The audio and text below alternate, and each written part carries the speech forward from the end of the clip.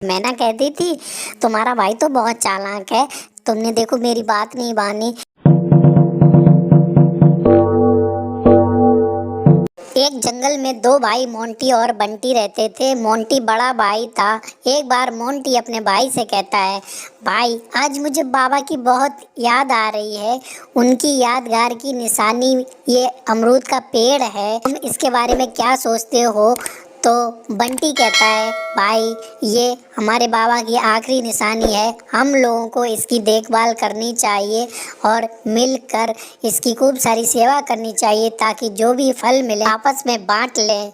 Monty बहुत ज्यादा चतुर दिमाग का था, जबकि बंटी सीधा साधा और भोला था। मोंटी की शादी हो गई थी और उसकी बीवी भी उसी की तरह बहुत ज्यादा चालाक थी। मोंटी की बीवी कहती है, मेरे पति देव, आपने अपने पुश्तैनी अमरूद के पेड़ के बारे में क्या सोचा है? तो मोंटी कहता है, भोले भाले छोटे बंटी भाई से एक तरीके से ले लूंगा, मैं सारे फल ले लूंगा और उसे लकड़ियों वाला हिस्सा दूंगा। मैं उन फलों को बेचकर मुनाफा कमाऊंगा और अपने भाई के साथ ऐसा करूंगा। उसकी बीवी कहती है, अरे वाह मेरे पति देव, आप तो बहुत ज्यादा समझदार निकले, मैं भी यही चाहती थी। इधर बंटी तोते की एकमात्र दोस्त टूनी चिड़िया होती है। वो उड़कर उसके पास जाता है, वो सिर्फ उसी को अपने दिल की सारी बात बताता है।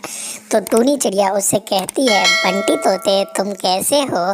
तो वो कहता है, टूनी मैं तो अच्छा हूँ, तुम अपने हाल बताओ। तो टूनी उससे कहती है, बंटी तुम्हें अपने बड़े भाई मोंटी से सावधान रहना चाहिए, वो बहुत चालाक है। तो बंटी टूनी को जवाब देता है, टूनी तुम चिंता मत करो, वो मेरे बड़े भाई हैं, वो जो फैसला लेंगे वो सही होगा। तो उसके बाद दिन गुजर जाता है। अगले दिन मोंटी अपने भाई से कहता है, मेरे प्यारे छोटे भाई, हमारे बाबा खत्म हो गए हैं, अब से सारी जिम्मेदारी मेरी ही है, अब से जो मैं कहूँगा वही बात तुम मानोगे। तो उसका भाई हाँ में सर हिलाता है। तो मोंटी कहता है, अब से इस पेड़ पर जो भी फल आएंगे उन फलों को मैं लूँगा और उसके बाद जो छाँव होगी और जो पेड़ से लकड़ियाँ निकलेंगी उसको बेचकर तुम मुनाफा कमाना, ऐसा वो अपने छोटे भाई से कहता है। बंटी कहता है, ठीक है भाई, आप जैसा कहते हो मैं वैसा ही करूँगा। बंटी इतना भोला भाला होता है, वो अपने बड़े भाई की बात मान लेता है। दूसरी तरफ बंटी का बड़ा भाई इतना ज़्यादा चालाक होता है, वो अमरूद की खेती से इतना ज़्यादा पैसा कमाता है, वो बहुत अमीर हो जाता है। वो शहर में एक बंगला खरीद लेता है और ढेर सारा धन कमाता है। वो अपने छोटे भाई को कुछ भी नहीं देता है और अपने भाई को उस पेड़ का एक भी अमरूद खाने से भी मना कर देता है। बेचारा बंटी बहुत दुखी होता है और इतना दुखी होकर वो एक दिन टूनी चिड़िया के पास जाता है। टूनी अपने दोस्त को दुखी देखती है तो कहती है, बंटी मेरे भाई तुम्हें क्या हुआ है? तो बंटी रोते हुए उसे सारी बात बताता है। टूनी उसे कहती है, मैना कहती थी तुम्हारा भाई तो बहुत चालाक है, तुमने देखो मेरी बात नहीं मानी। तो बंटी कहता है, अब मैं क्या करूं? तो टूनी उसे बताती है कि तुम्हारे भाई ने तुम्हें उस पेड़ की लकड़ियां और छाँव ही तो दी है ना, तुम एक काम करो, जो भी फल गिरे ना अब से तुम वो सारे फल ले लेना और कहना अब से मैं ही इन फलों को बेचूंगा। बंटी को उसके इस काम में टूनी चिड़िया की दोस्त गोरी कौवी भी मदद करती है।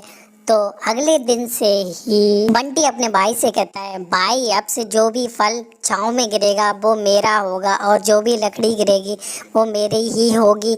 तो बंटी के मुंह से ऐसी बातें सुनकर उसके पैरों के नीचे से ज़मीन खिसक जाती है। तो वो कहता है कि तुम मेरी बात क्यों नहीं मान रहे हो? तो वो कहता है कि भाई जैसा आपने कहा था मैंने वैसा ही तो किया, ये बात तो ख़त्म हो जाती है। दिन गुजर जाता है। अगले दिन बंटी एक कारपेंटर को लेकर आता है और अपने भाई से कहता है, मोंटी भाई मैं पेड़ के नीचे का हिस्सा काट रहा हूँ क्योंकि लकड़ियाँ मुझे मिलने वाली थी, आप अपने ऊपर के फल रख लीजिए। तो मोंटी उससे कहता है, भाई तुम पागल हो गए हो, तुम ऐसा क्यों कर रहे हो? अगर तुम नीचे का हिस्सा काट दोगे तो हम लोगों को फल कहाँ से मिलेंगे? तो बंटी कहता है, भाई मैं कुछ नहीं जानता, आपने जो दिया था मैं तो उसी में खुश हूँ, फिर आप क्यों ऐसा कह रहे हो? उसके बाद मोंटी को अपनी गलती का एहसास होता है और टूनी चिड़िया भी वहाँ पर आ जाती है और उससे कहती है, मोंटी तुम बहुत गलत कर रहे हो, तुम अपने बड़े भाई के साथ चालाकी दिखा रहे थे इसीलिए उसने ऐसा किया, तुम अगर अपनी गलती का एहसास करो तभी वो ये गलत काम नहीं करेगा। तो मोंटी कहता है, टूनी चिड़िया, मुझे अपनी गलती का पूरा एहसास है।